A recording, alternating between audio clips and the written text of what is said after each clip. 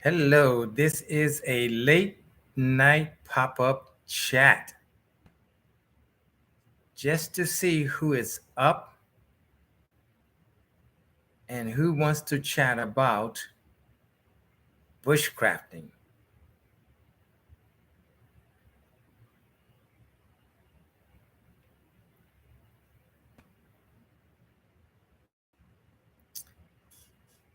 Just waiting for some individuals to hop on or hop in.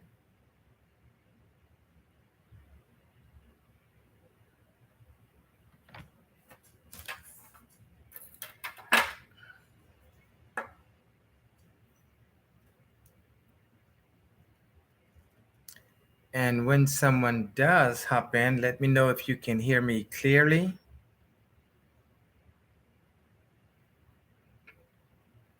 I know for me, it's been a long day. Did some shopping, hung out with some friends. Now I am back home just taking it easy.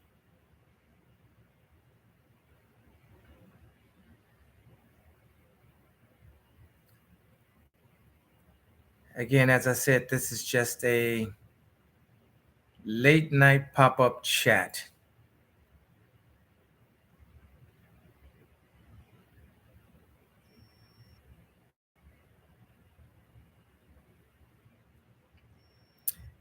Yeah, I was just going to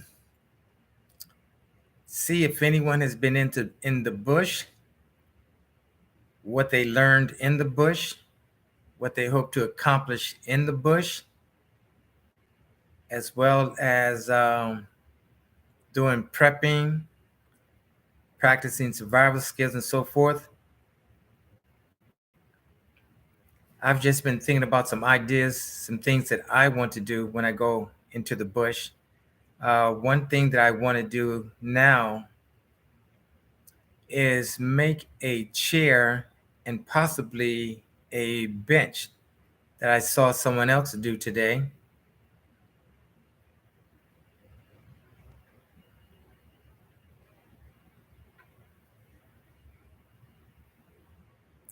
Yeah, no, this is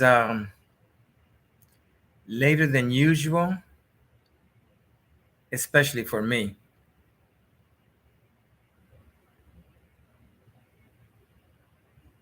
But I'm just going to wait here patiently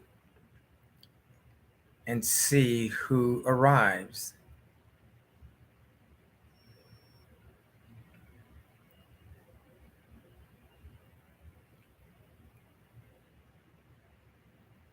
Hello, the chicken. How are you doing? Thanks for dropping in. I've watched your channel. You're doing some very interesting things. Uh, I think even with your channel having the space and the land to do what you're doing is very, very interesting. I mean, I'm thinking, like most people say, I'm glad you're not doing too bad. The only issue is to watch. Only issue is the watch hours. Yeah, that's something that I know that I'm working on. I'm pretty sure that a lot of other individuals are doing the same thing. Um, I notice now that on YouTube, the watch hours have been um, reduced down to 3,000 hours instead of 4,000. Let me know if you guys are have seen the same thing or heard the same thing, that the watch hours have dropped from 4,000 to 3,000.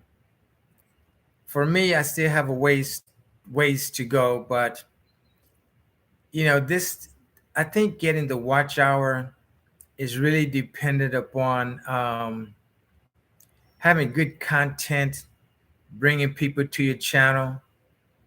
That's for the base features. You also need 4,000 hours for, okay. And see, I wasn't aware of that. 4,000 hours for an ad review. Okay. Yeah, thanks for sharing that information. Hey, Bug Out Adventures, how are you doing? I'm glad you stopped by to say hello. I know you're headed to bed. Yeah, I'm not on a live often, but I try to just pop in every now and then, especially when I'm not in the bush. But when I go into the bush, I always try to do a live and let the audience see what I'm doing um, in the moment, as opposed to watching it on a video. But I appreciate you coming in anyway. Like I said, I know it's late. I have notifications on, and I've never gotten any. This is the first time I've gotten them from you. Wow, someone else told me. Well, I'm not sure. Even when I did this one, this was just a pop up. I didn't provide the notifications, but another content creator did let me know that it was 8 days before they actually saw my video, before they were actually notified.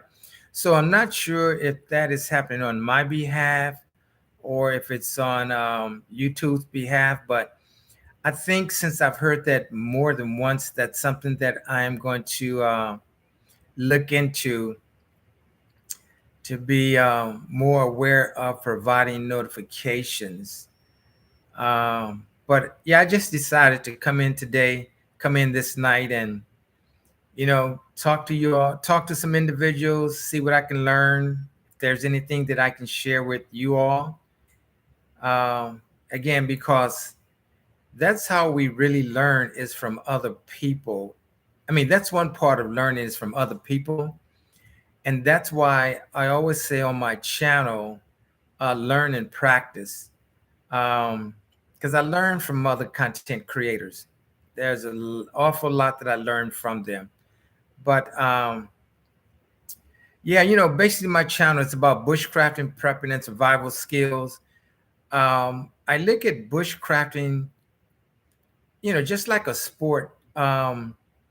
Just like well, not just like football, baseball, basketball, and other sports, but it is something that takes practice. Um, I was not one of the individuals to just go out and jump into the bush. Believe me, I took it step by step, just going out, spending a couple hours to more hours to a day, a couple of days, a few days, well, many days before I did my first overnighter. So yeah, I'm sorry you got to go, the chicken, but hey, thanks for dropping in anyway. It is appreciated. And if you can, hit that thumbs up on your way out. But yeah, I'm glad you were able to drop in. But with the bushcrafting, I always look at it as building a shelter first, having a place to sleep, something to sleep on, to do away with the conduction of the heat from my body. And I'll do that by taking some trash bags, filling them with leaves, um, and then put a bedroll on top of the leaves. And that gives me something to sleep on. And then I will have a blanket over me, or I will sleep inside of a bivy sack, so I have something to sleep in. And of course, I always have something to sleep under, which is my tarp. So, and what I'm going to do from this point forward is start packing my bag in that order. Um, so that would be some of the first things that I pull out of my rucksack. And from there, I would go to harvesting and processing the wood. Um, Harvesting the wood is basically going to saw some trees, some dead standing trees, or get some dead standing wood off the uh, bush floor. I will haul that back to my campsite, and I try to get all of that within maybe 20 yards of my campsite. I'll take that and process it, which is splitting it, um, gathering twigs, making some tinder, things like that. And I'll harvest and process wood according to how long I believe that I'm going to be there. But if I'm going to be there overnight, the majority of my time will be harvesting and processing wood. So, and that's a major part of bushcrafting. And also, now once I do that, of course, I'm going to build a fire and make something to eat and then just enjoy the remainder of the time. But I think also bushcrafting is always try to have a goal to make something when you are out in the bush, whether it's a chair, bench, spoon, fork, or something. There are many, many things that you can make while you are out there in the bush. But being out in the bush should not be something that is a surprise or something that's difficult, because it should be planned. Um, you plan it, uh, knowing where you're going to go, letting people know where you are, uh, having all the right tools, your first aid kit, and just out there. Really, the main purpose for me is to just enjoy nature. So, yeah, this is just something I wanted to talk about, see if anyone's up tonight. Um, let's see who's in the. Yep, I'm the only one here so far, but that's fine. I'll just continue to wait and see who will join in.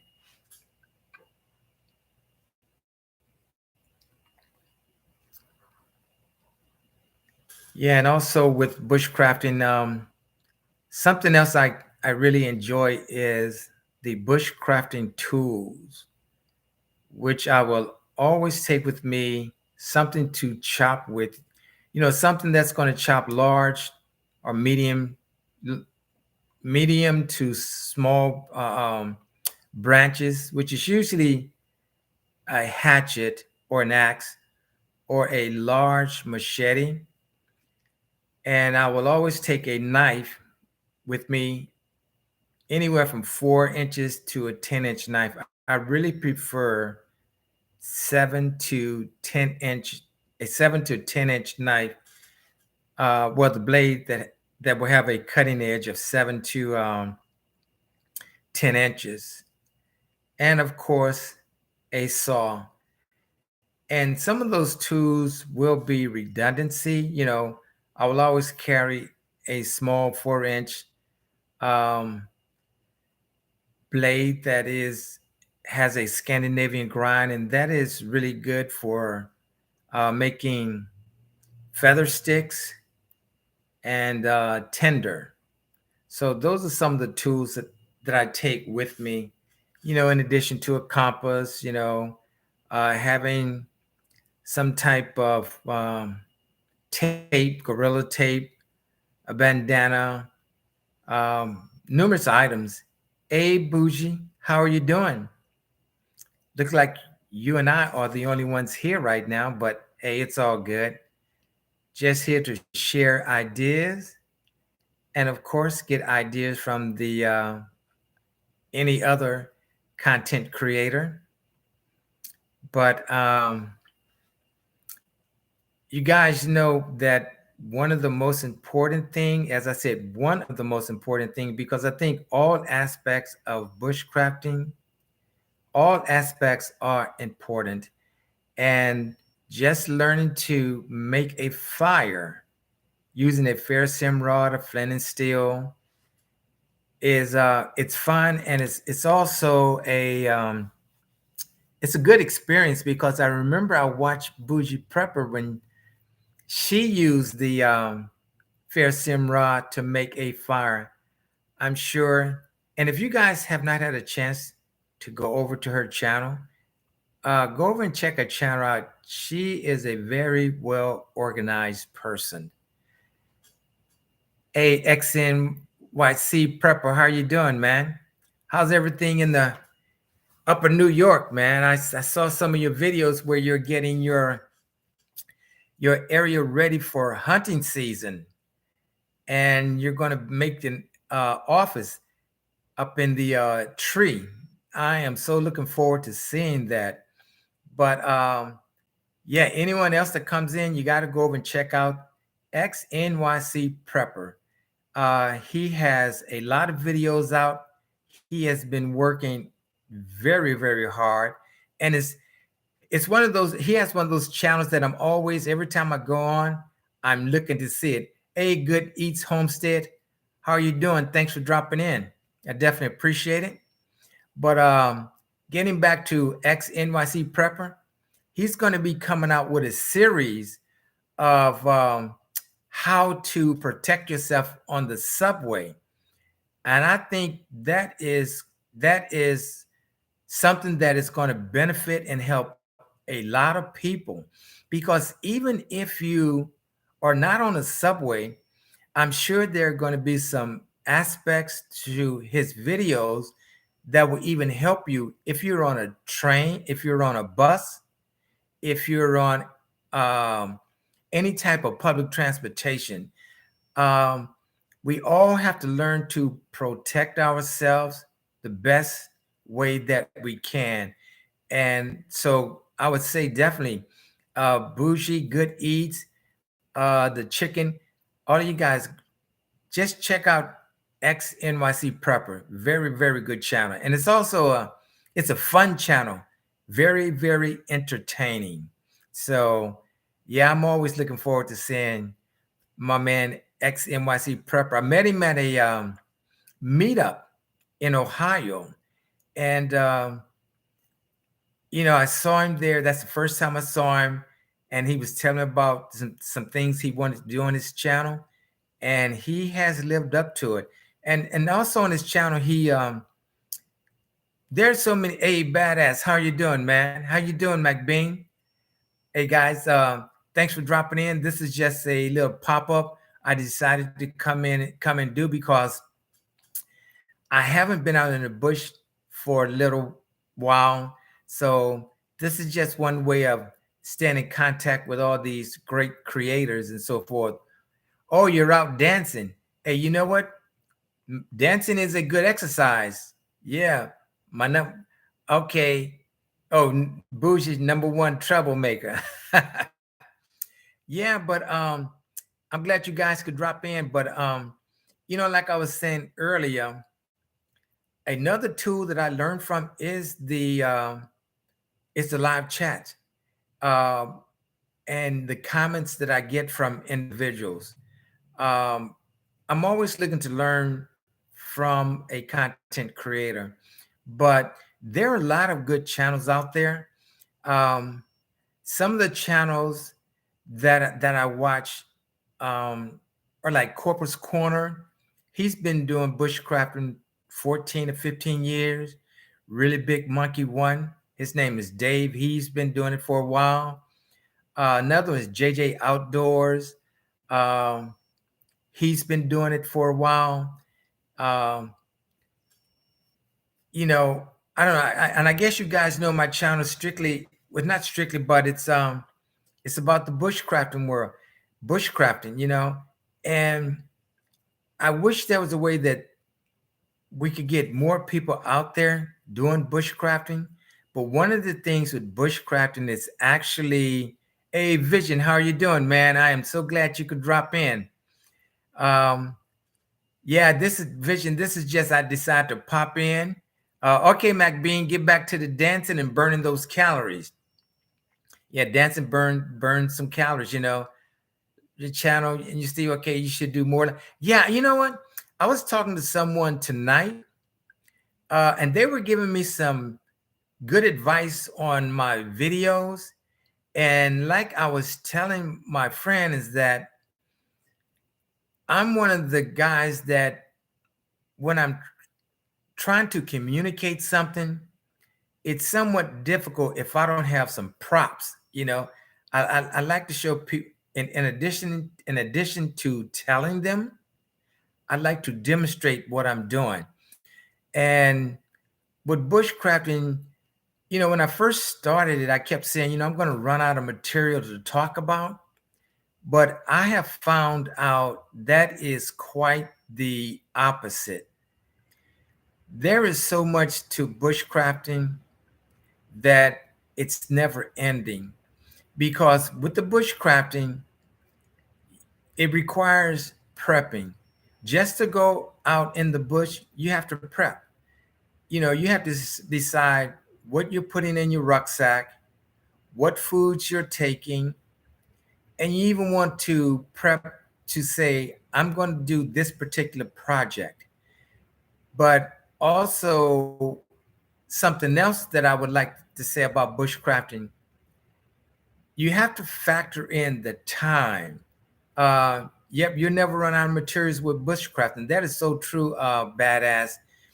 But the thing about it, bushcrafting, when I'm out there doing the bushcrafting, there's always a time factor, because if I'm out there for just a day venture, I'm trying to complete something and do it well before it gets dark, because one of the things I always want to do when I go out in the bush, I always want to make a meal.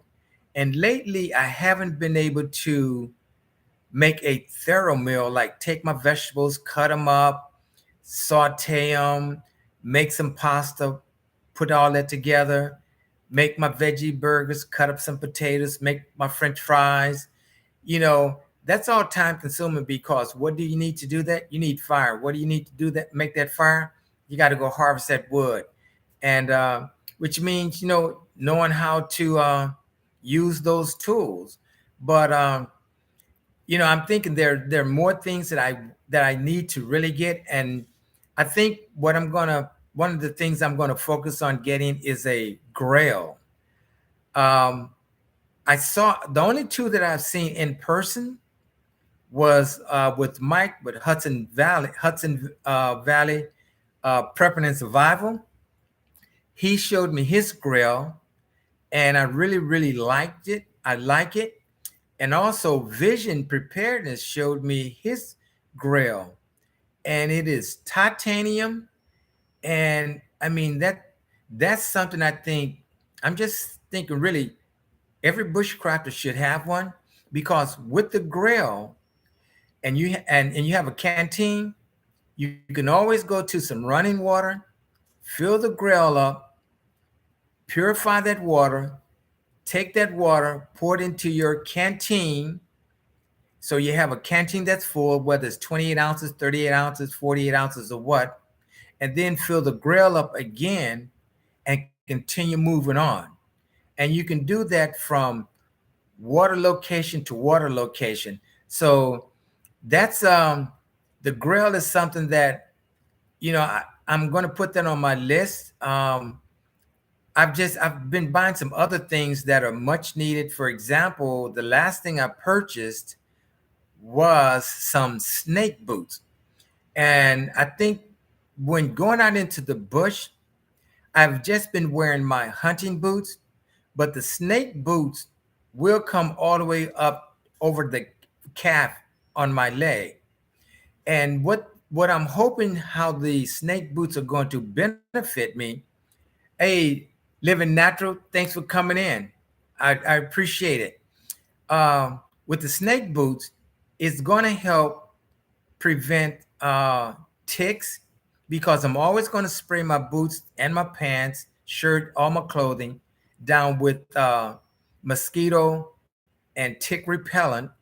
So that's going to give me a higher percentage of not getting ticks on me. Plus, the boots will also help prevent snake bites. Now, I've never had a snake bite. Hey, Dominique, thanks for dropping in. I've never had a snake bite. Hopefully, I won't ever have one. But in the event that I do, at least I will have those snake boots on that goes all all the way up to my knee. And so that's something I'm looking forward to wearing when I get into the bush. Now, more than likely, I won't be back into the bush until sometime in October. And in October, it starts to cool down in my area in Virginia. So, I'll use the snake boots whenever I'm out doing my bushcrafting and preserve my hunting boots just for hunting.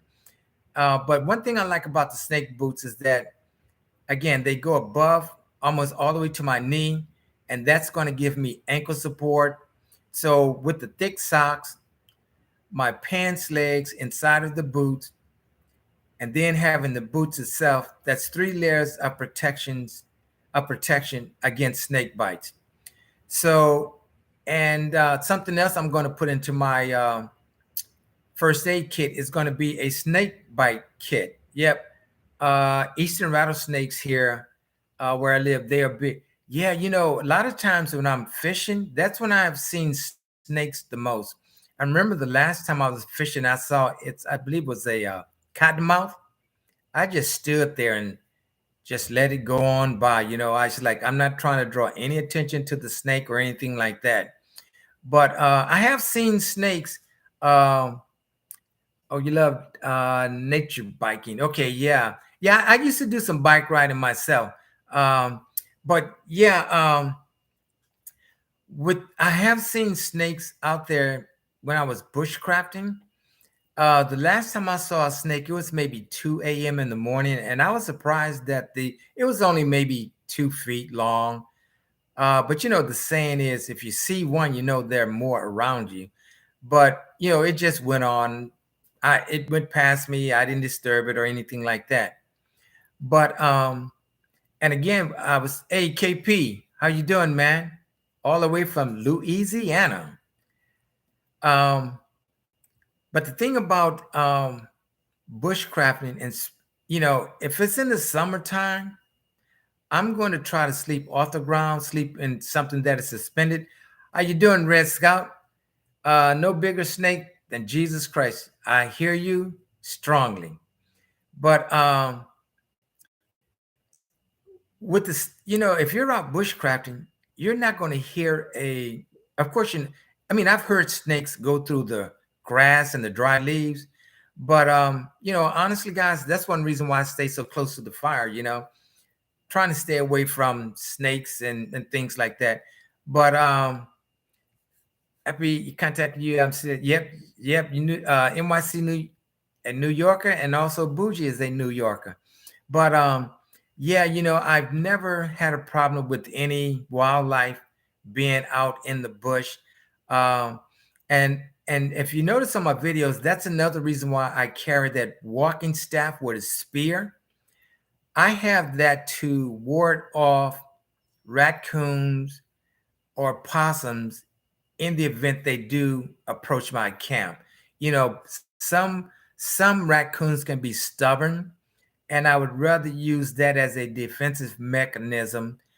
And again, this is just one of the elements of bushcrafting, taking tools to protect yourself against wildlife, and hopefully never having to use those tools against humans. And but I was telling someone tonight, they said, I can't believe you just go out there in the bush and you're roughing it and you should be trying to smooth it. And I said, well, that's the opposite. I'm trying to emulate something that is primitive. I want to try to be as natural as possible. I always wondered about snakes encounters for PPL, that bushcraft, for people that bushcraft. Yeah, believe me, that's something that is always on my mind. And again, it is about being aware. So again, bushcrafting, you're prepping, you're being aware of nature, you're being aware of the animals of the nature. Um, you're always, you must remain alert, especially when you're by yourself. And so that can somewhat explains to me, or makes me understand that when I leave the bush, the next morning, that is one of the reasons that I'm exhausted, because staying alert at 1 and 2, 3 in the morning, sleeping, feeding the fire, staying alert, um, that all it takes your energy. It's a mind matter. You have to think about those things. Uh, Getting used to hearing trees rub together when the wind is blowing. I remember one creator said that if you speak to a person and they say they are not afraid when they go into the bush, well, you want to take that with a grain of salt. Even though I do believe there are a lot of people that are not afraid, but there's always some frightness in a person. When you're out there in the bush all by yourself and you're 200-300 yards from your vehicle, um, there is a lot of concern. So, you know, going into the bush requires stamina, it requires energy, knowing your body, uh, you know, knowing how to keep calories in you, because you don't ever want to get to the point where you are hungry. Yep, always looking around, even when I'm in my own woods. That's true. Even if you're in your own woods, you still got to keep your head on a swivel. When I walk through the park, I'm going to keep my head on a swivel, even with people that's approaching me. And sometimes I'll turn around just to watch, see who's behind me. So even doing that in the park, you have to be cognizant of the bushes that are in the park, you know. And Dominique, I'm glad you say that you will survive, and that's our main objective, because again, my channel is about bushcrafting, prepping, and survival skills. Now, I've never had to put, well, I'll say I'll never, it's hard to say that I've never put a survival skill into play. I think I have, because one time I tried something, and I think I may have mentioned this before. I was practicing with a compass, and I just kept saying, trust your compass, trust your compass, trust your compass. Well, I was going in the opposite direction that I should have been. And a couple of times I said, I just should call the game warden and have them to come and get me. But I said, why waste their time? It's 3 o'clock during the day. There's plenty of daylight. I'll just keep putting one foot in front of the other. So that wasn't so much a survival issue, but had it been at night, and now I'm thinking, just remain calm, go to one location. Of course, you're going to have your flashlight there, and you're going to have something to make a fire. You're going to have some cover. Uh, yeah, right. Practicing with your compass. I was in a store the other day. I'll go into a store and pick up a compass and just change directions and watch the compass move and try to learn. It's like, if I'm standing at this position and I have that needle red in the shed, when I do a 180, what should be in that shed should be the white portion of the needle. And I'll do that. But I'm finding out now with the compass, a lot has to do with latitude. And I was watching Cold Cracker. You can take a compass and go out so far, and when you return, you have the compass, the directional arrows, and you have the red in the shed with the needle that is actually showing north. You can be going in the same direction and you can be correct, but you may be 50 feet or 100 feet, let's say 50 yards off east or west, but you're going in the correct direction. So I think this is where the Ranger pace beads come into play, because I've known people to, when you go into the bush and you're using the compass and you're changing directions, you usually have a map. So with the map and the ranger beads, what I'm looking for, what I'm hoping will happen, that it would bring me directly back to my vehicle. But again, I understand why sometimes when I use my compass, I came back into the right place. But once I came out and I was on a highway, I recognized the highway, and I recognized that I was about 100 yards away from my vehicle. So I said to myself, "Hey, KC, how you doing, man?" KC, okay, from Texas. Good to see you. But I realized I was about 100 yards from my vehicle, and I was out hunting. So it's like there's no way I'm going to walk on the shoulder of this highway with a shotgun. So I just went back into the woods and went in the direction that knew was correct. And I was wondering, why didn't it bring me back to directly to my car like my GPS does? What I realized is that I've got to learn the latitude portion of the compass, which is going to entail a map, the compass itself, and ranger beads. So, you know, I'm surprised.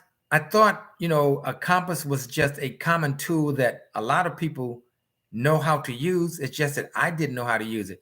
But I'm finding out a lot of people are not aware of the benefits of a compass, and they have not learned to use the compass.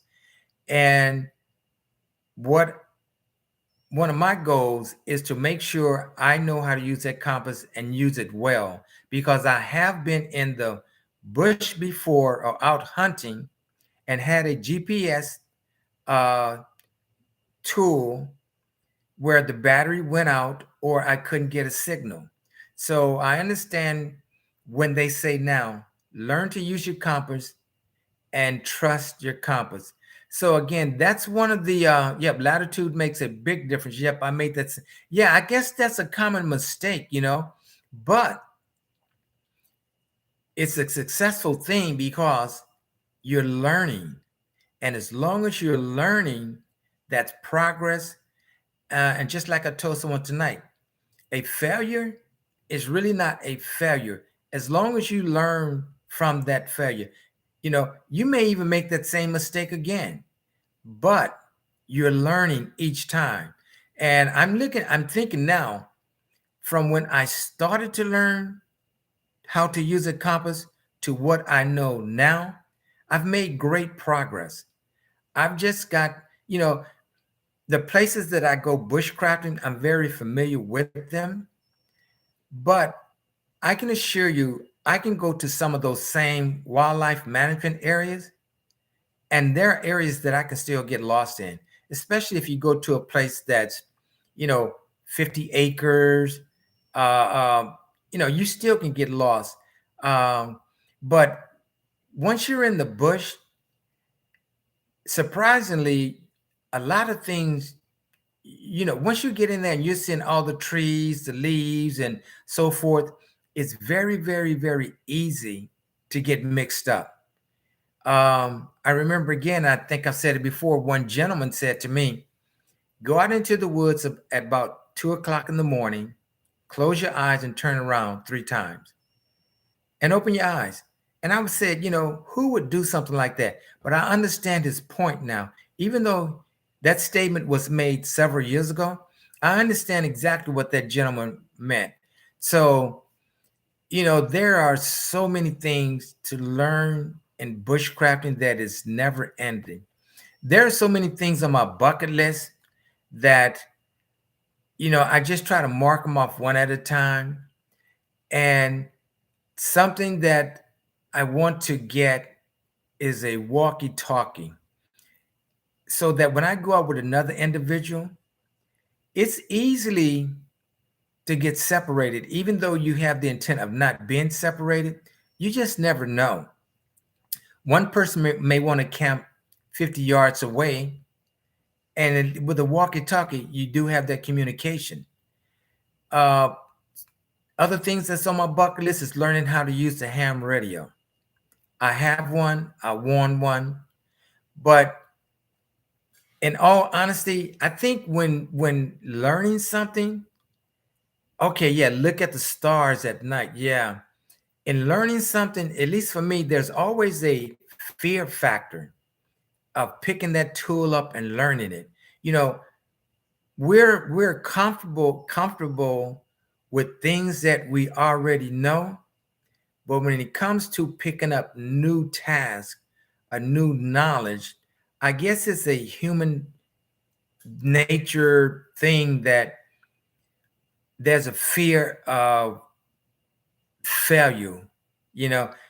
And again, like I said, I'm going to put myself in a place that I'm going to force myself to learn that ham radio, because if something were to happen, FS FSR radio for camping.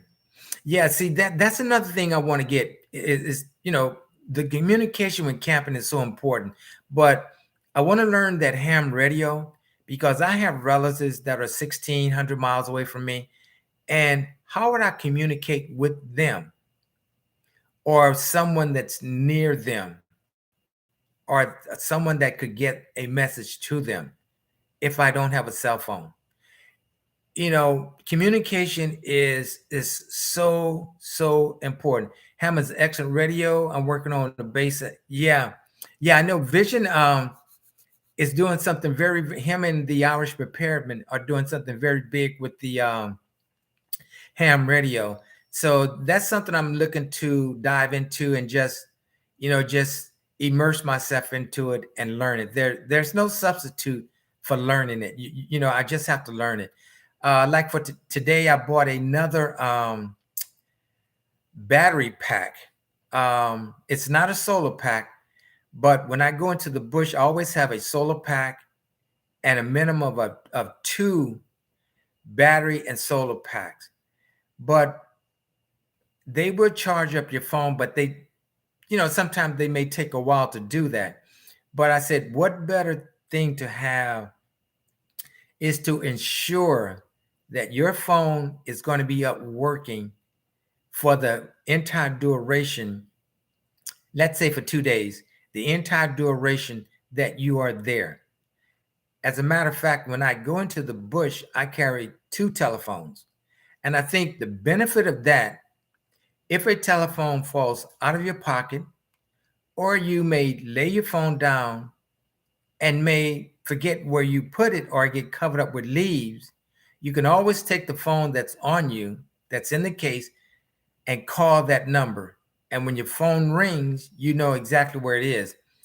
That's, again, is part of prepping for the bush.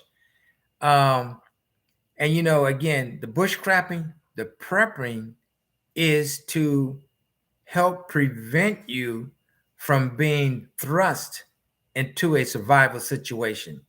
If you have your first aid kit, some medicine, something for headaches, things like that. That's prepping. I know what has happened to me at least 3 times just from the smoke of the fire has given me headaches. But I had Tylenol. Take the Tylenol, hey, 15, 20 minutes, the headache is gone. So that's why I carry things like that. Um, the bushcrafting, prepping, and survival, it is a necessity. Um, Even if you don't plan on spending extensive time in the bush, I think it's still a skill that that everyone should know. Something about bushcrafting. You know, just knowing if it's no more than taking some 7 mil plastic garbage bags, knowing how to make a shelter out of those. You can make a shelter out of those just by cutting a hole in the bottom of one and sliding it over you. That is actually a shelter. I've seen individuals that they had their boonie hat on, They put the plastic bag over them and they just sat next to a tree. That is their shelter. So things like that are very, very important. I was speaking to someone again today about foraging. The only thing I have foraged in the bush is pine needles and acorns. But I am now subscribed to a channel. I don't know the name offhand, where this lady does nothing but teach foraging. So that's something that I really have to learn. So if you're looking at navigation, the compass, the ham radio, foraging, I'm still a long way off from being complete or closer to being complete of knowing exactly a few of the many things that you should know while you're in the bush. Another thing about being in the bush, um, it's good to go with someone. It's always good to go with someone. But for me, I can assure you, I've learned more when I go alone, when I go by myself, because I am forced to pay closer attention to what I'm doing. Something as small as walk slower. Make sure when I'm walking with that walking staff, I have 3 points of contact on the ground, 2 feet at all times, and one of my hands on that walking stick. That walking stick not only is going to help protect you against wildlife, but it is going to assist you in walking.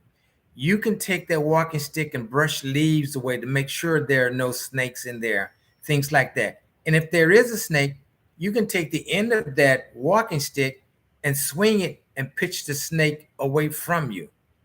Again, that's part of prepping, taking the necessary tools with you. Sometimes I think that I'm taking too many tools, and I've heard content creators say the better the more skills you acquire, the less tools you'll need. And I believe that. But I am just one of the individuals that I'm always going to have backups. You know, hatchet, knife, saw are my staples.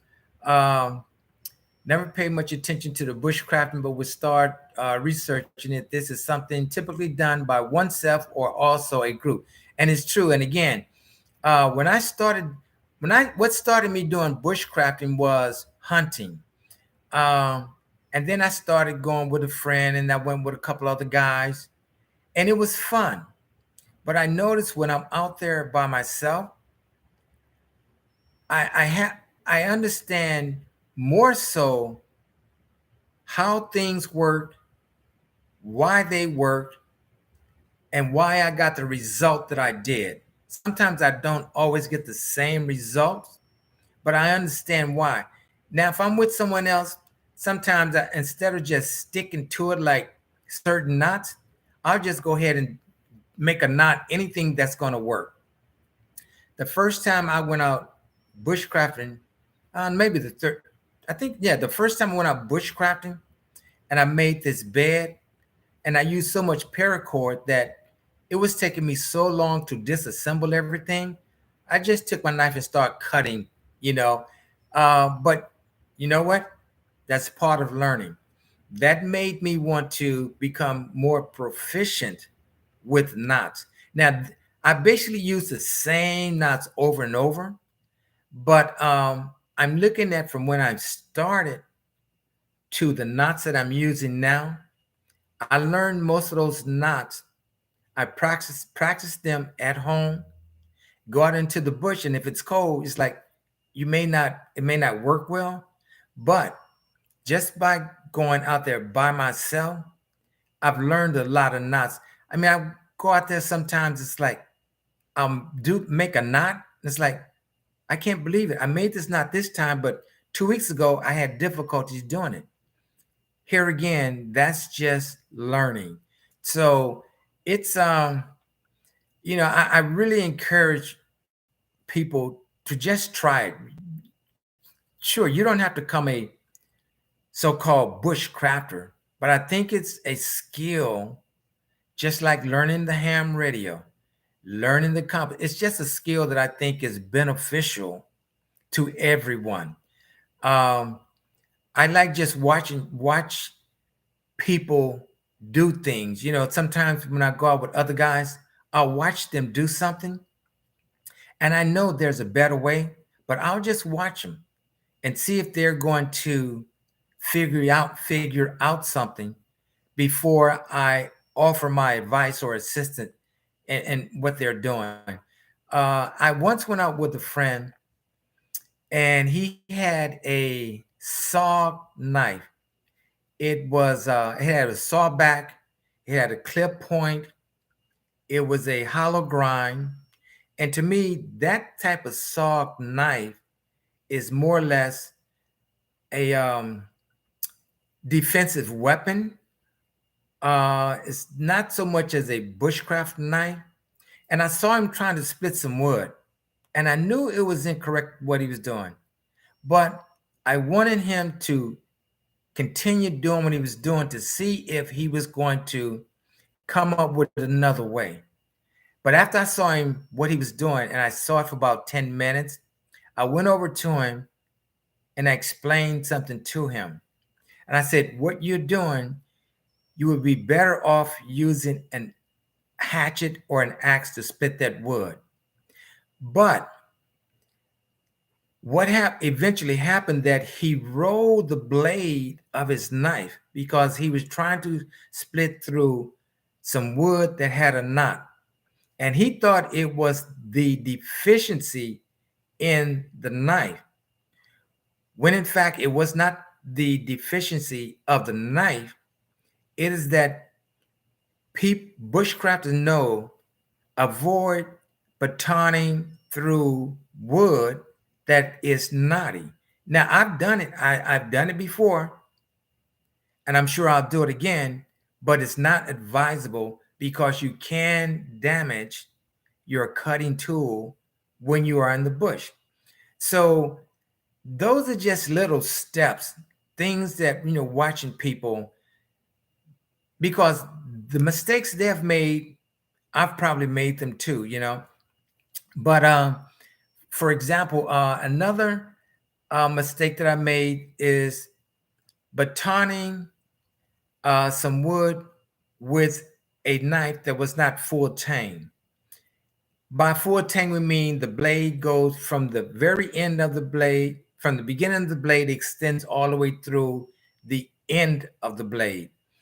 And I was just learning bushcrafting, but that knife worked very well. But if I were to continue using that knife to split wood, batoning it and so forth, eventually it's just going to break. So, of course, it wasn't a very expensive knife. It was a knife I picked up at a show for $10. But I still use that knife now to practice. I've even taken that knife out in the bush. And as long as you use that tool properly, that tool will be there when you need it. I was listening to a lady today. Her name is Karina Alex, I believe. She's in Canada. And she was showing 10 tools that she always takes into the bush. And she said people always question those tools. Well, I saw a hatchet that she was using, Husqvarna. Yeah, Husqvarna, which are, I think it's a Swedish hatchet. Very good hatchet. Very good hatchet. Axe or hatchet. And so I commented, thanked her for showing this and so showing her tools. But I asked her, has she ever experienced the head of the axe loosening while in the bush? Her reply is that she's never experienced that, but if the head becomes loose, just put it in some water and the wood will swell and tighten it back up. Okay, that's great. But I've also heard that you can take a nail and put it in between the head and the handle, and that will tighten it up. So I said to her, has she ever heard of that? And I said to her, that is why I use an S-wing hatchet and axe, because it's one piece of metal that's tubular, and I will never have to worry about the head becoming loose. But on the flip side of that, as good as the S-wing hatchet and axe is, you can actually bend it. If not used properly, you can bend it. So that axe is not meant to chop, swing something, and start to push the handle left to right. It's inserted into the wood, and it's inserted horizontally, vertically out of the wood to keep from bending it. So again, learning your tools, that's a skill that I think that everyone should know. Um, and also the type of axe or hatchet that you're going to take. Are you going to be out there to fell trees? Well, then you want something with a thinner edge. Or if you're going to take a hatchet or axe to split wood, then you want something with a convex edge.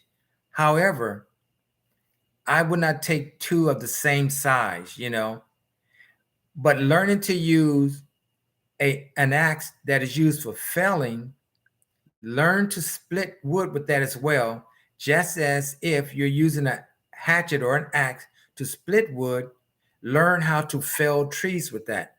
Those are just skill building things that a bushcrafter learns. So yeah, I it's bushcrafting to me, it's a lot of fun. It entails a lot. Um, what I've noticed now with bushcrafting, it's making me engage even more so in exercising. If you're out there by yourself, you want to be in decent shape. You want to be in above average shape. So I'm doing more walking. Um, when I go to the store, I will park far away just to make me walk a longer distance to go into the store. Every little bit helps. So, these are just some of the things that I wanted to share. There's so much I wanted to share, and I could be here like all night talking about bushcrafting, and just like I could be here all night watching and learning from other content creators. Um, all in all, man, it's just a lot of fun. It's and what's happening in today's world, we want to be prepared 360 degrees as best we can. And I'm thinking, hey, why not bushcrafting? Just like I look at my bikes. My bikes are a mode of transportation if necessary. If I have to get on a bike and go wherever, well, what's something else you have to consider? I'm going to have a rucksack on my back. That's going to throw the balance of riding a bike off, So I have before taken a backpack, maybe 20 pounds, and just go ride my bike just to learn what it's going to feel like to sway when you have more weight, you know. And then you have to take into consideration, sure, you may be able to ride to a location, but once you get into the bush, you're going to have to push that bike along with you, up and down, over creeks and things like that. Again, preparing. So, that's just some of the things, but I'm really want to hear some of you guys experiences when you go into the bush. Again, I don't think there's anything that's 100% wrong or 100% right in the bush. Everyone does things differently for different reasons, and it's always good to be a student as well as a teacher. like I said, I learned so much from just watching people.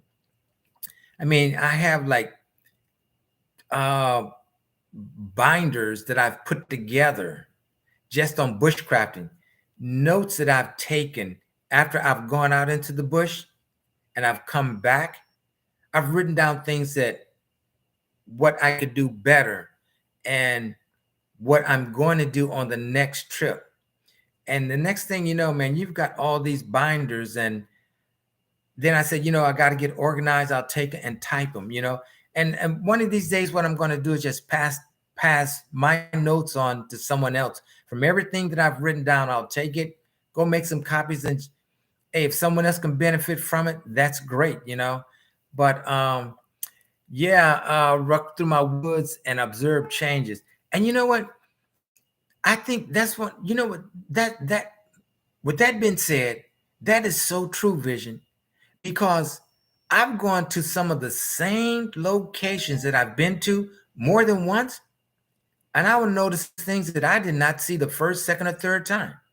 And I'm in the exact, it's like I never noticed. If I had just walked over 50 more feet, I could have walked down and there was a stream right there. Been there many times, never noticed it.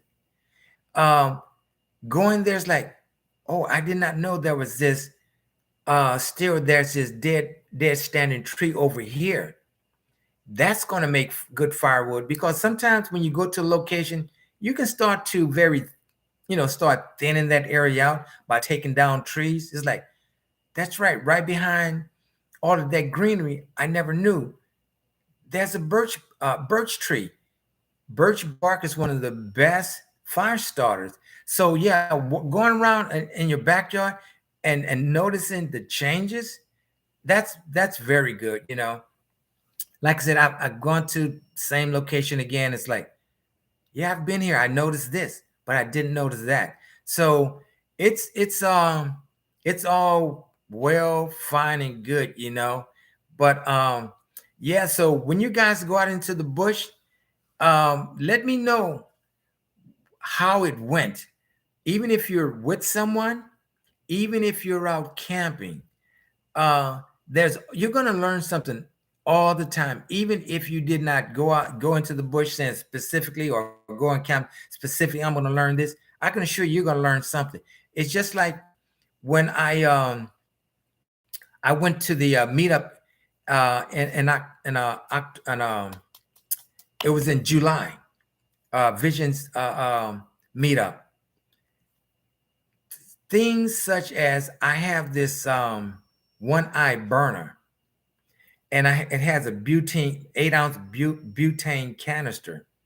I had used one before, but I kept saying, how do you judge how much fuel is left in here? Well, another person said, you just write down the date you use it and the time you use it. And you do that with that one, and it's going to give you pretty close to how long your butane is going to last. Your butane container is going to last, under normal conditions.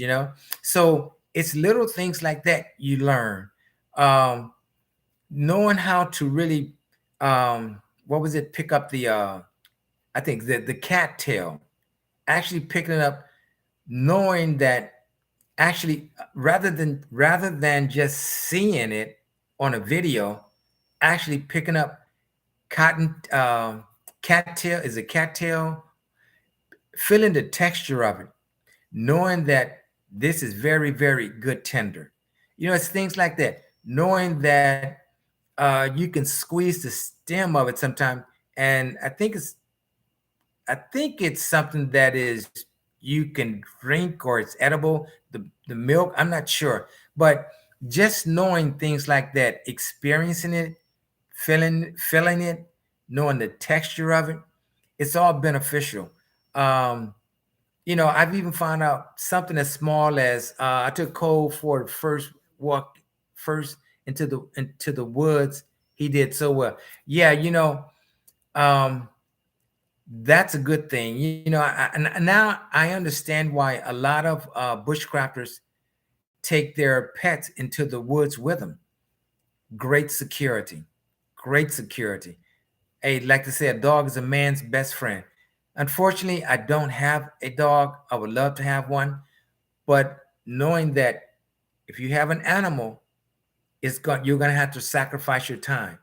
So if you're not gonna treat that animal just like a person, it's not. I would not advise to get an animal, and because of my schedule, it would not behoove me to have a dog right now because when I'm away, I don't want someone else taking care of my animal. I want that animal to know me and my commands. So maybe someday in the future I will be able to have a dog, but yeah, I think you know having a dog out in the bush, I think, oh, that would allow me to even sleep a little bit more comfortable. But as I was telling a guy tonight, one of the main things in the bush is where I really don't sleep is because I'm out there to enjoy that fire. I'm out there to enjoy nature, that quietness. 1 and 2 in the morning, watching that fire, hearing the tree limbs blow. There's something out in the bush that you cannot buy. You can't go to any well, for me, let me speak for myself. There's nothing, there's no store or amount of money that is going to substitute my enjoyment in the bush. That's for me. I don't know if anyone else feels that way. Again, like one guy said, you should smooth it. No, I want to make it rough. I want it to be as close to primitive nature as possible. That is why I am an advocate of not using matches or lighters. Now, if you're lighting a candle, that's a different story. Then you're going to need matches or a lighter, at least for me. But my thing is to use a ferrocerium rod, flint and steel, and use a bow drill, which I have not done before. Because what happens if you don't have matches, lighter, flint and steel, or ferrocerium rod? Nature will still provide you with the tools to make a fire. It's all about friction. And you can even take bark off a tree to make a rope or a string for the bow drill. So that's something that you know I I have to learn. I've been doing this. I think I first started this, and this is 23, maybe in beginning of 22, January 22, and I really feel like there's still so much to learn. I've only learned a smidget of what I would really like to know, but I practice live in the yeah. And that's the thing about when you have, yeah, from Manhattan to the mountains, that's the advantage of having that land, that property, like Vision and XNYC Prepper, having that land. Unfortunately, I have to get into a vehicle and drive to that pleasure spot. But if hopefully one day I'm gonna be able to walk out of my backyard, walk into a bush, practice with my tools, and that's just gonna be like an ultimate goal. But yeah, guys. So if you guys have been in the bush, hey, let me know. Give me some comments, or when you do go into the bush, let me know and give me your comments. I was listening to a live this week where they are trying to do a meetup, and this person was trying to convince the other people, just go out and have some fun, just go out and do it. But most of them wanted to do more or less of camping. Nothing wrong with that. That's fine. But for me, I just say don't get the two mixed up. There are a lot of similarities and there are a lot of differences, but they're both fun. Camping is fun, bushcrafting is fun. I'm getting ready to add some fishing into my bushcrafting, do some fishing at night, take my little, there's a grill I saw today that I want to purchase. I'll take some wood with me. I'll burn my wood at night while I'm doing the fishing. And the greatest reward is going to be going to an individual's home and just giving them all this fish. You know, I've done that before. It's such a pleasure to see the look and the happiness and the surprise on these individual faces when you just take a cooler full of fish and just say, "Here, I caught this. It was fun catching it. I don't eat it, but someone else will." So it's yeah, the bug out weekend. Yeah, I'm looking forward to it. May 2024 in Ohio. Um, that was so much fun. And just watching the other people. I mean, watching the other people, like my Renaissance grandma, triple threat, seeing their gear, you know, I mean, they had a lot of gear, and I'm sure if they had to stay in that gear for a while, they were well prepared. I mean, I saw some vision. His setup was out of sight. Dan H, awesome. He had a TP style tent, awesome. Ghost Lincoln had a solar fan. That goes to show you just cannot imagine the things that you can do when it comes to surviving or a meetup. You see all these things that people do, and you get these great ideas. I mean, I left there with so many ideas, things that I want to improve upon, things that I want to do.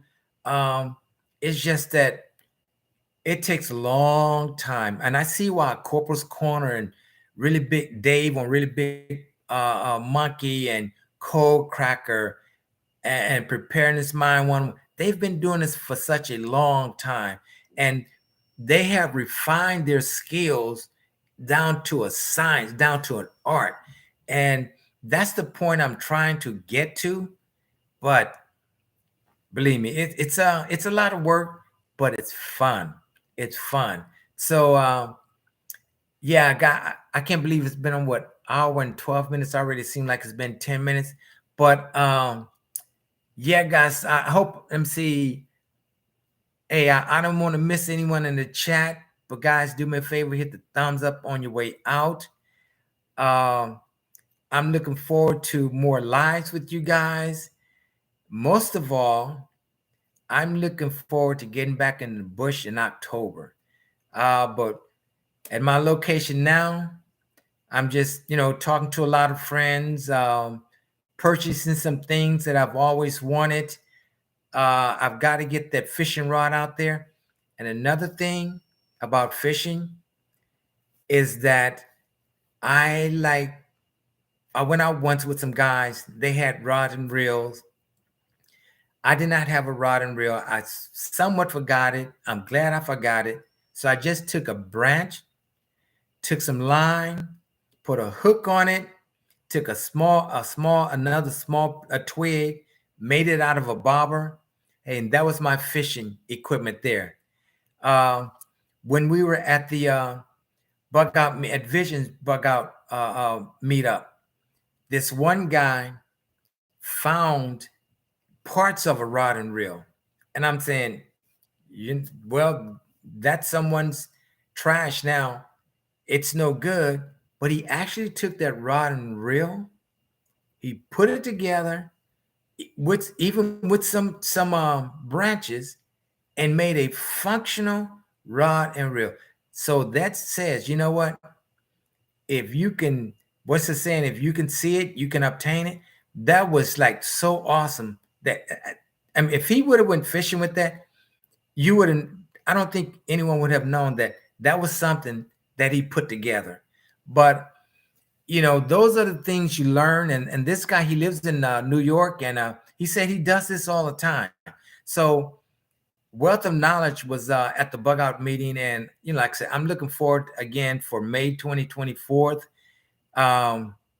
just just the camaraderie with the other people was just out of sight. uh, the classes were great. We had a person who did a firearms class, triple threat, awesome. We had someone talk about their bug out bag. uh, uh, Vision talked about the medical portion. We had a knife defensive course. It was great. So anyone in the chat, if you didn't make it to to Vision's bug out meetup, don't miss it this year. You will have a blast. The food was off the chain. I mean, the apple pie was fantastic.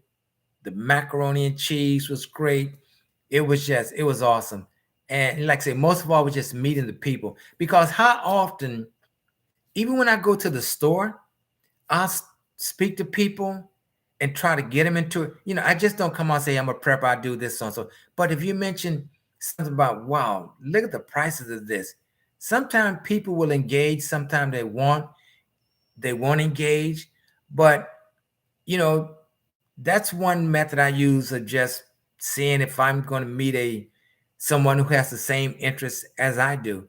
But yeah, it was oh yeah, 4 days next week. Yeah, that's gonna be great. That's gonna be great. Yeah, but yeah, I'm looking forward to it. And the thing about the meetup that Vision had, which was I think it was June 2nd through the 4th, every year, every year on that particular weekend, there is a major professional bike race that I don't ever miss. I I don't miss that. If I miss it, it's because I'm out of the state.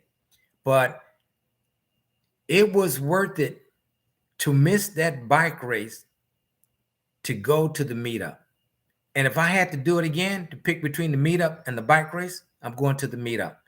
But with it being in May, I'll be able to go to the bike race. It's always the first weekend of June. And the good thing about this bike race, they got races from Europe. I mean, you got some of the guys who race in the Tour de France. They're at this race, and it is a big race. And it's so amazing to see the fitness of these guys that can sit there and ride 62 miles on a bike at the speeds they're going. The skill level, it's just not getting on a bike racing, but it's knowing how to read a race, knowing your competitors, knowing when to make the move, knowing when to back off. Bike racing is a strategy. But anyway, that's something I used to do. It was fun. It wasn't my forte, but it was a lot of fun. So with that said, guys, I'm gonna go ahead and let you guys go. Hey, I enjoyed all of you guys who came in. Again, hit the thumbs up, and I'm looking forward to seeing you guys in your chat, your next live, your videos. And again, guys, check out XNYC Prepper. That guy, man, he did one video where he was playing a guitar. I must have watched that video over 50 times. Um, it's awesome. It's awesome. All right, guys. So hit the thumbs up. I'm going to let you guys go. I appreciate your support, and I'm going to see you all the next video, next live, or somewhere in the bush, or at the next meetup. Take care. Thanks for coming in.